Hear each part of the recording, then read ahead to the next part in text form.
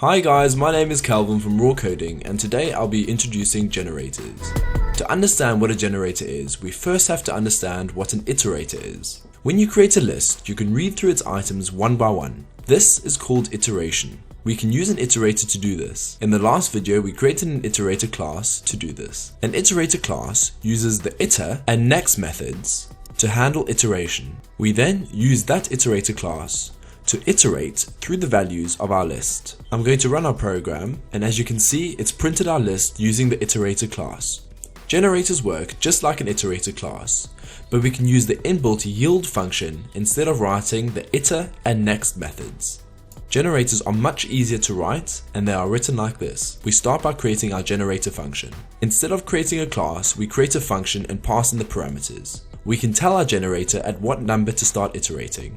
We use a while loop to control the number of iterations made.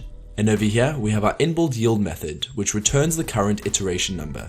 We then add 1 on every iteration to control the number of iterations made.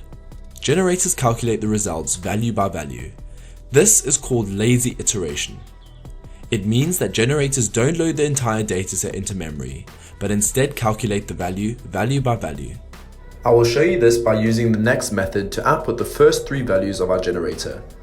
We start with the value 5 and end up at the value 20, but for the first 3 values it should only output 5, 6 and 7. As you can see, it's outputted the values 5, 6 and 7. You can only iterate over a generator once. So if we create a variable containing the generator function, it will only output the values for the first time. Let me demonstrate this by printing all the values of our generator twice.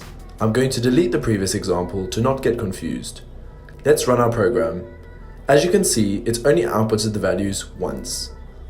This concludes our introduction to generators. I will leave some images of the code at the end of this video. You can take screenshots of it if you wish. Thank you so much for watching and have a great day.